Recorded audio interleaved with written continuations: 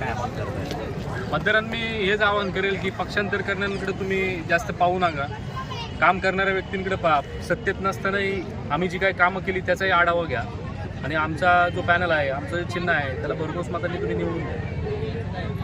विरोधकांवर खूप मोठ्या लेवलला टीका झालेली आहे. विरोधकांना मला हे लोक कसे शिकवतील, काय कशातून उत्तर दिलं पाहिजे विरोधकांना मतदारांना? मी असं सांगेल की रामकृष्ण हरी सावध व्हा वारकरी. कारण जे मुद्दे मी मांडलेले आहेत त्या मुद्द्यांचा खरोखर गावकऱ्यांनी, वारकऱ्यांनी सर्वांनी अभ्यास केला पाहिजे.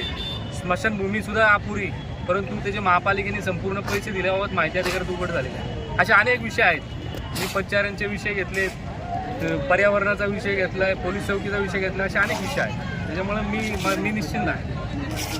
तुम्ही वाकडच्या नागरिकांना काय आवाहन करताल? वाकडच्याही नागरिकांना तेच मी आवाहन करेल की पक्षांतर करण्याचा जास्त विचार करू नका. आमचाही पूर्ण आढावा तुम्ही घ्या, सर्व आमच्या बॅकग्राऊंडची माहिती घ्या आणि मतदान करा. हे कळीचा मुद्दा मांडला की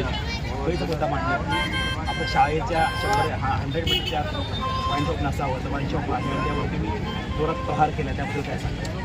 खरोखर अतिशय चुकीचं आहे. सत्तेच्या जोरावर आज नागपूर विद्यालय गेली 28-25-30 वर्ष इथे जी लहान शिकतात, बाहेर पडल्यानंतर त्यांना ते वाईट समजतं. नियम काय का 1000 फुटाच्या आत नाही आणि ते 500-700 फुटावर आहे. तर हे जे सत्तेवर जी लोक आहेत त्यांनी ते जाणून बुजून त्या ठिकाणी आणलेलं आहे. ते अतिशय चुकीचं आहे आणि आमच्या पॅनलचं पहिलं हे राहील की ते दुकान बंद करणं हे मागणं. आपण मतदानावर बऱ्याच गोष्टी सांगितल्या की तुम्हाला 2 ब्रिज करायचे आहेत, नाट्यगृह करायचे आहे, खेळाचं ग्राउंड करायचं आहे. अजून काय सांगाल की हे पहा की हे ज्या मोठ्या मोठ्या योजना आपल्या भागामध्ये आणायच्या, याच्यासाठी तुमच्याकडं काम करण्याची कॅपॅसिटी पाहिजे, वक्तृत्व पाहिजे, तुम्ही जीबीमध्ये बोलला पाहिजे. कारण त्या ठिकाणी काय असतं की कामं 1000 कोटीची त्या ठिकाणी पेंडिंग असतात आणि आपल्याकडे जर 200 कोटी असेल आणि आपण तिथे जर बोललो नाही, चांगलं भांडलो नाही, तर आपल्या प्रभागाचा विकास होणार नाही. म्हणून चांगली माणसं, ज्याचे बॅकग्राऊंड, ज्याचं वक्तृत्व, जो धडपड आहे, त्यालाच लोकांनी वोटिंग केलं पाहिजे की जो आपल्या प्रभागासाठी तिथं भांडेन आणि जास्तीत जास्त पैसे कसे आहे. तुम्ही स्वतः नगरसेवक होता, स्थायीमध्ये अध्यक्षपद निवडता, तुमच्या कुटुंबात खूप मोठा वारसा आहे राजकारणाचा. तुमचा मुलगा आणि बाकीचं पॅनल तुम्ही मोठं खूप स्ट्रॉंग उभं केलेलं आहे. जनतेला काय आव्हान कराल? पिंपळी नगर असेल, कसपडे वस्ती असेल किंवा वाकड असेल, काय सांगाल? तुम्ही का की गेली 25 वर्ष आमच्या घरामध्ये सत्ता होती. बरोबर. ह्या सत्तेच्या जोरावर आम्ही किती कामं केले. रोड असतील आणि गटर असेल, ब्रिज असेल, भरपूर कामं केली. आज आता गेले 5-7 वर्षामध्ये काय कामं झाली? काही झाली नाही. जी काय थोडीफार किरकोळ ती झाली. म्हणून ह्या जर पॅनलला तुम्ही निवड केला तर आमच्याकडे लिस्टचे काम आहे. काम करणाऱ्या माणसाचं आमच्याकडे व्हिजन आहे. म्हणून त्यामुळे जर आम्हाला निवडून दिलं तर ही जी काम आम्ही डिक्लेअर केली ती निश्चित आम्ही. तुम्ही 2 वर्ष माजी नगरसेवक होता मागे, दोन वेळा, आणि तुमच्या मिसेस पण एकदा नगरसेवक होता. तर नक्कीच तुम्हाला कुठल्या पक्षाने तिकीट दिलं असतं, पण तुम्ही अपक्ष म्हणूनच का उभं राहिलं? काय होतं, वेगवेगळे पक्ष बदलणं हे आमच्या स्वभावात. ठीक आहे, पक्षाची अडचण असेल, आम्हाला तिकीट नाही मिळालं, आपण अपक्ष राहतो. पण आम्ही संधी साधू नाही. लक्षात, आज BJPचं वातावरण झालं की BJPकडे जायचं, काँग्रेसचं झालं की काँग्रेसचं जायचं, शिंदे सत्तेवर आले की शिंदेच्या काँग्रेस याच्याकडे जायचं. हे चुकीचं आहे आणि लोकांना हे समजलं पाहिजे की संधी साधू माणसं ज्यावेळी लोक मताच्या पेटीमध्ये ठेचतील त्यावेळेसच चांगला विकास होईल, चांगली लोक पुढे. मीराताई, तुमचा सगळ्याच जीवनाचा प्रवास अतिशय संघर्षमय आहे. शेत भाजी विक्रेते ते मराठा महासंघ, मराठा मोर्चापर्यंत तुमचं योगदान फार मोठं आहे. विलासराव नांदगुडे यांच्या पॅनलमध्ये तुम्ही उभा आहात आणि तुमचं चिन्ह बॅट आहे. बॅटेने सिक्सर मारणार का? नक्कीच सिक्सर मारणार.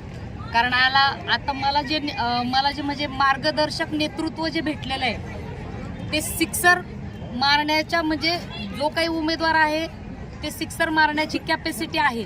म्हणूनच आज माझे जे मार्गदर्शक आहेत विलासदादा नांदगुडे यांनी मला आज बॅटीचं चिन्ह देऊन उभं केलेलं आहे ना, की मी महापालिकेत योग्य रीतीने बॅटिंग करू शकते आणि यांना डायरेक्ट आउट करू शकते. तुम्ही भाजी विक्रेता असल्यामुळे तुमचा प्रत्येक घराघरात तुमचा एक संबंध आहे किंवा जिव्हाळ्याचा प्रश्न आहे, एखादा डायरेक्ट तुमचा किचनपर्यंत संबंध येतो महिलांसाठी. सगळ्या महिलांना काय आव्हान कराल, एक भावनिक आव्हान काय कराल? नक्कीच आज खरोखरच आज मला कुठलाही राजकीय वारसा नाहीये.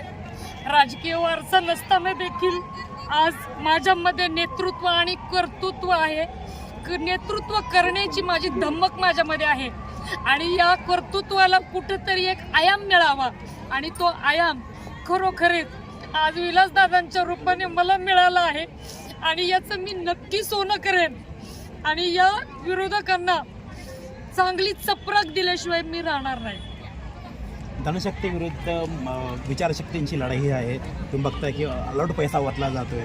आपलं पॅनल ह्या ठिकाणी उभं आहे आणि नांदगुडे साहेबांनी खूप विचाराने तुम्हाला त्यांनी वरती चांगले उत्तम खेळाडू आहात. तुमच्यामध्ये जो जोश आहे, तुमचं भाषण पण ऐकलं, काय सांगाल याच्याविषयी? धनशक्ती विरुद्ध जनशक्ती हा सगळ्यात मोठा प्रश्न आहे. त्यांनी 2-2 टर्म नगरसेवकाचे पद भूषवले असताना देखील ते आत्ता याच मुद्द्यावरती भांडताय की आम्ही विकास करू. अरे बाबांनो, त्यांना एक आता तुम्ही मतदार भगिनींनो मातांनो यांना प्रश्न विचारला पाहिजे की तुम्ही 10 वर्ष काय करत होते.